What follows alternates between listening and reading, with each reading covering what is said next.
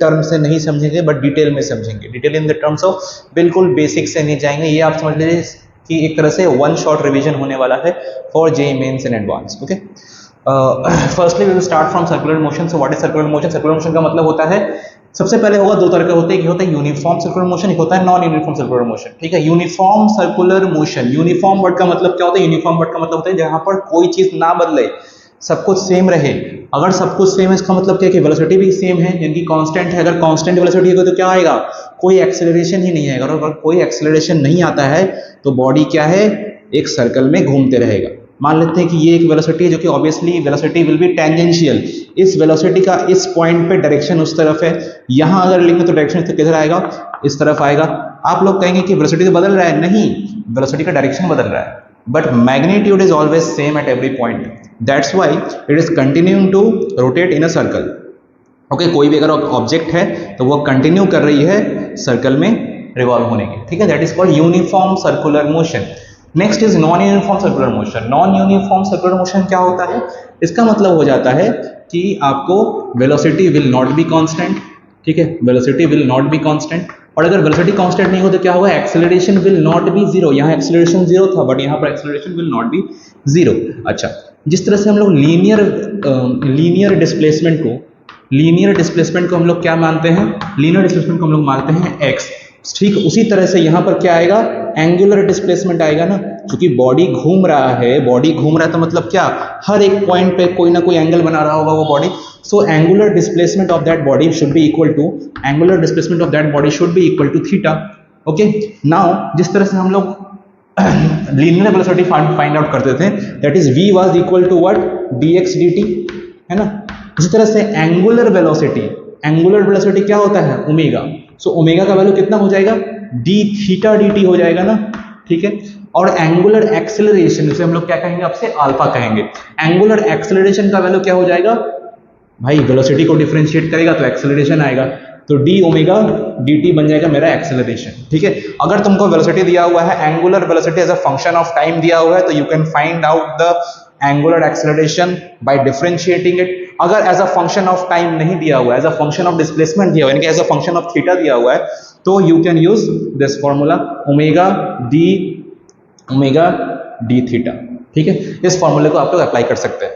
तो ये हुआ बिल्कुल जस्ट जिससे कहते हैं हम लोग एक बेसिक टर्मिनोलॉजीज, जिसका हम लोग इस्तेमाल करेंगे इस एंटायर चीज में। ठीक है, अगर हम लोग देखते हैं कर्वीलीनियर मोशन को, कर्वीलीनियर मोशन, यहां से आपको एक मस्त सा कॉन्सेप्ट समझ में आएगा। कॉन्सेप्ट क्या है देखते हैं। कर्वीलीनियर मोशन का मतलब क्या हो गया? फॉर एग्जाम्पल, अगर हम लोग इस तरह का एक पाथ ले लें, ठीक है, इस तरह का एक पाथ है, बिल्कुल इस पॉइंट पर वेलोसिटी किस तरफ है? इस तरफ है। ओके, अगर हम एक फोर्स भी यहां अप्लाई होता, अगर मान लेते हैं कि एक फोर्स अप्लाई होता, ठीक है, और थीटा एंगल के साथ अप्लाई होता वो, ठीक है, अगर वो थीटा एंगल के साथ कोई फोर्स अगर अप्लाई हो जाए इस पॉइंट पर, तो इसका मतलब क्या है? वो स्प्लिट होगा। सबसे पहले इधर क्या आ जाएगा? इधर आ जाएगा आपको एफ कॉस थीटा, जिसके साथ थीटा उसके साथ कॉस थीटा, और ऊपर क्या चला जाएगा?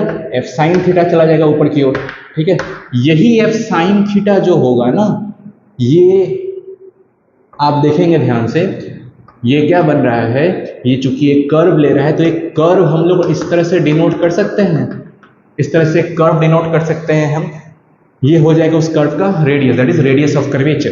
ओके, ये जो एफ कॉस थीटा होगा, यहां से दो तरह के एक्सेलरेशन आएंगे। एक तो आएगा आपको टेंजेंशियल एक्सेलरेशन, ठीक है, A T, that is tangential acceleration. वो किसके बराबर हो जाएगा? हमें पता है कि एफ बराबर होता है एम ए। ठीक है, F is equals to M A. So A बराबर क्या होता है? F by M. एफ क्या है अपना? F cos theta. So F cos theta by m, ये हो जाएगा अपना टेंजेंशियल एक्सेलरेशन। ओके, और दूसरा एक्सेलरेशन देखो नॉर्मल के तरफ आएगा ना, टुवर्ड्स द नॉर्मल आएगा एक्सेलरेशन। सो नॉर्मल एक्सेलरेशन क्या हो जाएगा?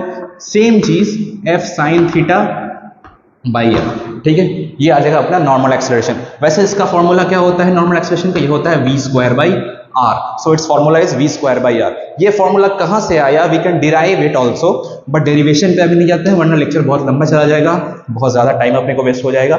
अगर आप लोगों को निकालना तो फैमिली ऑफ कर्व से, आपने मैथ्स में पढ़ा होगा फैमिली ऑफ कर्व्स, ठीक है, तो वहां से आप डिड्यूस कर सकते हो थ्रू डिफरेंशिएशन, इंटीग्रेशन वगैरह वगैरह, डिफरेंशियल इक्वेशन लगाकर। जैसे कि रेडियस ऑफ कर्वेचर क्या है, this will be equal to 1 plus dy dx whole square whole to the power 3/2 whole divided by d square x by d x square, d square y by d x square, that is double differentiation. और उस point पर आप x और y coordinates put कर दीजिएगा, आपको ये formula direct निकल कर आ जाएगा। ठीक है, बेसिक है, कोई ज्यादा डिफिकल्ट नहीं है। यहां पर अगर एक और चीज समझे ध्यान से, इस पॉइंट पर क्या हो रहा है, इस पॉइंट पर अगर आप देखोगे तो ये जो कर्व है, ये जो कर्व है, ये छोटा सा कर्व है। ठीक है, इस पॉइंट पर जो कर्व है, ये छोटा सा कर्व है, यानी कि इसका रेडियस भी क्या होगा, छोटा होगा। ठीक है, इस पॉइंट पे देखो, इस पॉइंट पे क्या है, कर्व बहुत ज्यादा नहीं है। देखो, इसका अगर हम लोग कर्वेचर बनाए तो इस तरह से एक सर्कल बनेगा, कंप्लीट सर्कल। ठीक है, उसका रेडियस कहाँ जाएगा, उसका रेडियस देखो आपको बड़ा हो गया। यानी कि जरूरी नहीं कि हर बार रेडियस ऑफ कर्वेचर सेम ही आए। रेडियस ऑफ कर्वेचर किस पे डिपेंड करता है, रेडियस ऑफ कर्वेचर डिपेंड करता है बेंड, कितना शार्प बेंड है। यानी कि bend in curve, bend in curve is directly proportional, is inversely proportional to what, radius of curvature. Radius of curvature के इनवर्सली प्रोपोर्शनल होता है बेंड इन कर्व। आप बोलोगे समझ में नहीं आ रहा है सर, बेंड इन कर्व वगैरह क्या है। हम बोलेंगे शांति से आराम से देखा, देखो इधर ये बेंड है। ठीक है, बेंड जितना कम होगा रेडियस उतना ज्यादा होगा। एग्जांपल के तौर पर यहां और यहां, इन दोनों में बेसिकली क्या अंतर है, बेंड किस में ज्यादा है भाई, बेंड तो इसी में ज्यादा है। अगर एक ब्लॉक यहां रखा हुआ है और एक ब्लॉक यहां रखा हुआ है तो बेंड किस में ज्यादा है भाई, भाई बेंड तो इसमें ज्यादा है। यानी कि इसका रेडियस कंपैरेटिवली इसके मुकाबले छोटा होगा। यही तो बात है भाई, देखो ना इनवर्स रिलेशन है, तो bend in curve is inversely proportional to radius of curvature. ठीक है, ये कॉन्सेप्ट बहुत ही तगड़ा कॉन्सेप्ट है, बहुत ज्यादा आपको इस्तेमाल में आएगा। ठीक है, इस रिलेशन को आप लोग प्लीज याद रखें। ठीक है, इससे रिलेटेड क्या क्वेश्चन आ सकता है कॉन्सेप्ट, एक तो सबसे कॉमन जो कि आता है वो होता है कोनिकल पेंडुलम का क्वेश्चन। ठीक है, कोनिकल पेंडुलम का एक सवाल आता है जो कि बहुत ज्यादा कॉमन है। कोनिकल पेंडुलम पे क्या सवाल आ सकता है, सेम, कुछ ज्यादा डिफिकल्ट नहीं। ये एक पेंडुलम है, ठीक है, ये पेंडुलम आपको घूम रहा है। ठीक है, it is performing a uniform circular motion. ठीक है, it is performing a uniform circular motion में ये पेंडुलम जो है वो घूम रहा है। ओके, अब अगर इस पेंडुलम पर हम लोग फोर्सेस को डिवाइड करें, सबसे पहला इसका खुद का वेट लगेगा डाउनवर्ड, दैट इज mg, और ये क्या है, टेंशन इन द स्ट्रिंग। ये टेंशन इन द स्ट्रिंग बाद में हो सकता है कि ये स्ट्रिंग स्लैक भी कर जाए। स्लैक करने का मतलब लूज पड़ जाए, टेंशन कम हो जाएगा, टेंशन जीरो भी हो सकता है। उस कंडीशन को हम लोग आगे देखेंगे।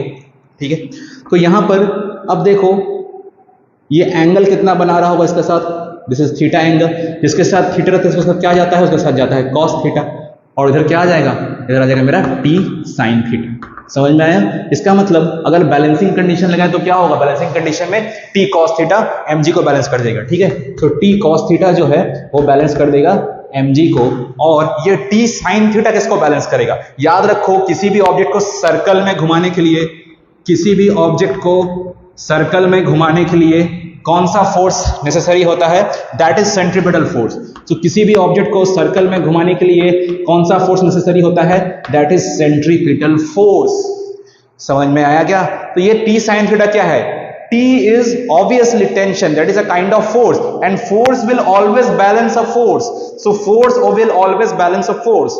Okay, ये सेंट्रीपिटल फोर्स क्या होता है, देखो ध्यान से, फोर्स मतलब क्या भाई, फोर्स मतलब m गुना a। अब ये an नॉर्मल एक्सेलरेशन, ये रहा नॉर्मल एक्सेलरेशन, क्या है नॉर्म, अगर कोई बॉडी घूम रहा है तो नॉर्मल एक्सेलरेशन हमेशा होगा चाहे टेंजेंशियल रहे ना रहे। अगर कोई बॉडी घूम रहा है तो नॉर्मल एक्सेलरेशन हमेशा रहेगा चाहे टेंजेंशियल रहे ना रहे। तो अगर रहे ना रहे का मतलब ये है F बराबर ma, ये जो an है इसके जगह एक्सेलरेशन जो है इसके जगह we can write this formula ना, an का फॉर्मूला क्या था, v स्क्वायर बाई r था, तो we can write here as v square by r। So this t sine theta becomes equals to mv square by r. Conical pendulum में यही case बनता है, इसी को आप लोग बैलेंस करके कुछ ना कुछ जो नहीं चाहिए होगा, मतलब सॉरी जो आपको चाहिए होगा वो यहाँ से आपको मिल जाएगा। ठीक है, डिवाइड कर दो, सिंपल सा समझ में आ रहा है। अगर आपको टी साइन थीटा से टी कॉस थीटा डिवाइड करते हो तो टी कट जाएगा, sine by cos will be tan theta, यहाँ से भी mm कट जाएगा, तो रिलेशन वगैरह आपको आएगा। जिस तरह से क्वेश्चन में दिया गया उस तरह से आप रिलेशन निकाल सकते हो। बेसिकली फॉर जो कॉन्सेप्ट था वो तो यही था। ठीक है, अच्छा अगर ये टी कॉस थीटा mg को बैलेंस ना करता, ये टी कॉस थीटा अगर mg को बैलेंस ना करता तो ये मोशन ऐसे ऐसे हो जाता है ना, ये मोशन जो है ये वो इस तरह का हो जाता, बट हो तो नहीं रहा है, ये एक परफेक्ट सर्कल में ऐसे घूम रहा है। दैट मीन्स ये जो टी साइन थीटा है वो हमेशा किसको बैलेंस करेगा, सेंट्रीपिटल फोर्स को। और सेंट्रीपिटल फोर्स का मतलब कितना होता है, m Guna an, okay, and an that is an का मतलब क्या है, नॉर्मल एक्सेलरेशन। नॉर्मल एक्सेलरेशन हमेशा रहेगा, चाहे आपको टेंजेंशियल एक्सेलरेशन रहे ना रहे। नॉर्मल एक्सेलरेशन का मतलब क्या था, v square by r, so we have put here as v square by r. Okay, ठीक है, नेक्स्ट टॉपिक जो हम लोग पढ़ सकते हैं यहां,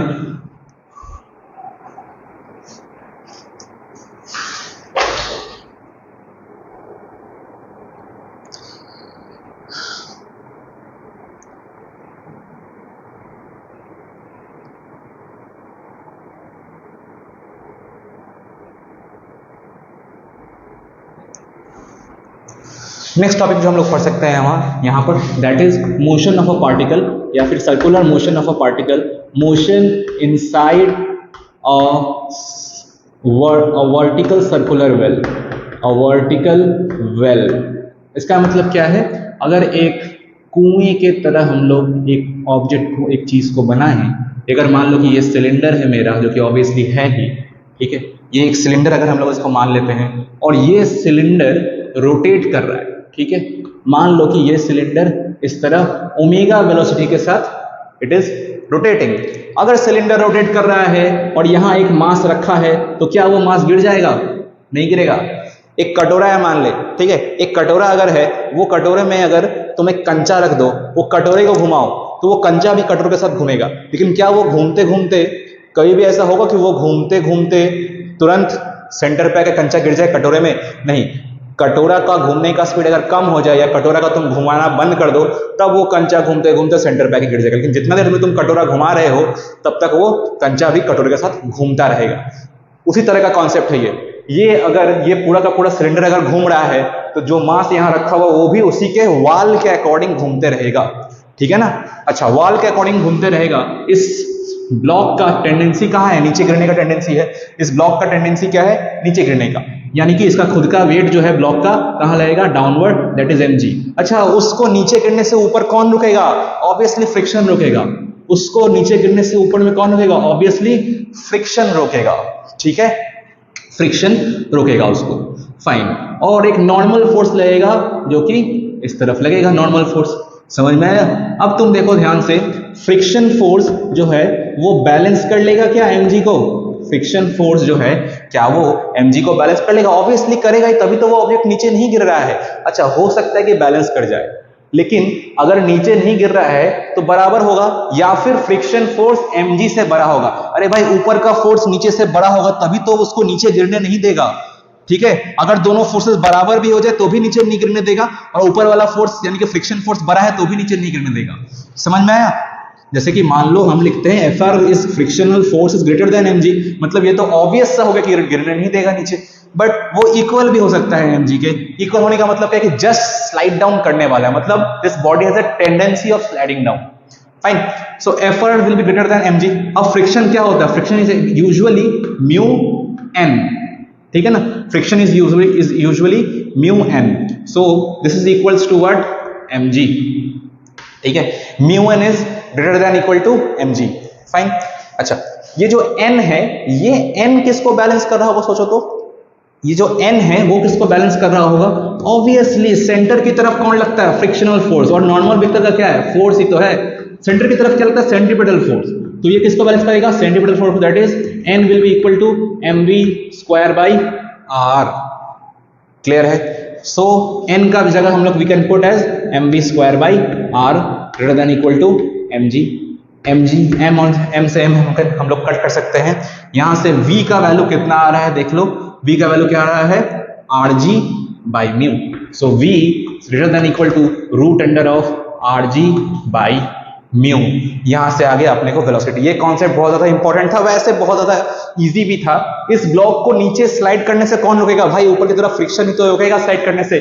और फ्रिक्शन कब तक रोकेगा? जब तक दोनों अगर बराबर हो जाए, ऊपर का फ्रिक्शन और नीचे का अगर mg बराबर हो जाए, इसका मतलब क्या है कि उस बॉडी में टेंडेंसी डेवलप हो चुका है स्लाइड करने का, बट वो स्लाइड किया नहीं है। हाँ, अगर mg ज्यादा हो जाए तो स्लाइड डाउन वो कर जाएगा। ठीक है, तो आशा करते हैं कि ये कॉन्सेप्ट समझ में आया होगा। वैसे बहुत ही इजी कॉन्सेप्ट है ये मेन और एडवांस लेवल का। इसके बाद हम लोग एक बहुत ही तगड़ा चीज देखेंगे एडवांस लेवल का, बहुत मजा आएगा।